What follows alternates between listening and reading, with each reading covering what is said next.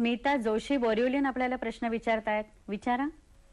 Hello doctor, नमस्कार. नमस्कार. हा, माझा प्रश्न असा आहे की माझी मुलगी 18 वर्षाची आहे आणि ती FI ला आहे.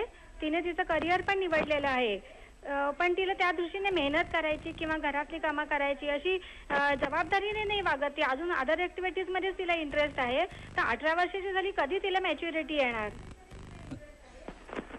कोणाला केव्हा मॅच्युरिटी येईल याचं निश्चित वय सांगता येणार नाही, परंतु मॅच्युरिटीसाठी सगळ्यांनी मिळून जर प्रयत्न केले, आयुष्यात तिला काही चांगले वाईट अनुभव आले, तर ह्या सगळ्या प्रक्रियेतूनच ती शिकत शिकत मॅच्युअर होणार आहे. काही मुलं याला खूप वेळ घेतात, कदाचित 25व्या वर्षापर्यंत सुद्धा त्यांना वाट बघायला लागू शकेल, पण याच्यात घाईचा काहीच उपयोग नसतो. त्यामुळे थोडा संयमालाही याच्यामध्ये महत्व आहे, सहनशक्तीलाही याच्यामध्ये महत्व आहे. केवळ 18 वर्षाची झाली म्हणून एखादी व्यक्ती मॅच्युअर होऊ शकत नाही आणि यथावकाश ती काही फटके खाऊन कदाचित तिच्या करिअरकडे वळेलच. बरोबर.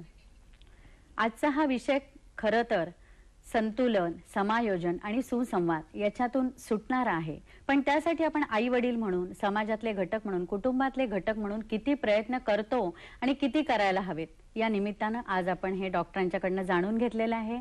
अर्थातच यासाठी आपल्याला वेळ अपुरा झालेला आहे, पण वेळेची बंधनं ही सगळ्यांनाच पाळावी लागतात.